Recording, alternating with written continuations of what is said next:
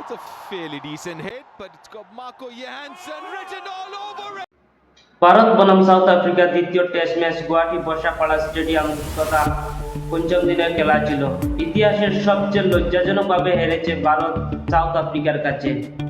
প্রিয় দর্শক, আপনারা অপুভাই ক্রিকেট চ্যানেল দেখছেন। প্রথমে আমরা উইনিং মুভমেন্টটা দেখে নেই, তারপর ভিডিওতে আলোচনায় আসব।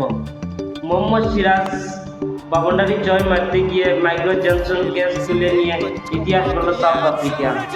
25 বছর পর সাউথ আফ্রিকা ঐতিহাসিক জয় পেল ভারতের মাটিতে টেস্ট সিরিজের। ভারতকে একেবারে হোয়াইট ওয়াশ করে দিল। এখন প্রশ্ন উঠছে গৌতম গম্ভীরের উপরে, কেন বা না উঠবে? কারণ ভারতের ব্যাটিং লাইন আপ এত খারাপ যে 549 রান চেস করতে গিয়ে 140 রানে অল আউট হয়ে গেছেন। ভেবেছিলাম সমস্ত দিন খেলবেন, তাও খেলতে পারেনি। লাঞ্চের আগে সমস্ত প্লেয়াররা অল আউট। প্রিয় দর্শক, স্কোর কার্ডে যাবো। স্কোর কার্ডে যাওয়ার আগে আরেকটা কথা বলতে হয়, রবীন্দ্র জাদেজা তিনি অবিশ্বাস্য একটা ইনিংস খেলছেন 54 রানের। ওনার প্রশংসা তো করতেই হয়।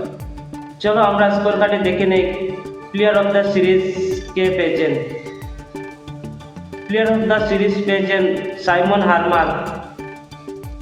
প্লেয়ার অফ দ্য ম্যাচ পেয়েছেন মাইকেল জনসন। উনি আগের ম্যাচে 6 উইকেট নিয়ে উনি পাওয়ার যোগ্যই ছিলেন।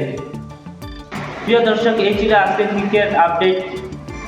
আপনারা ভারতের ব্যাটিং লাইনের মতামত কমেন্ট বক্সে জানাবেন, আর ভিডিওটি ভালো লাগলে লাইক করবেন। প্রতিদিন ক্রিকেট আপডেট আপনাদের সঙ্গে নিয়ে আসবো।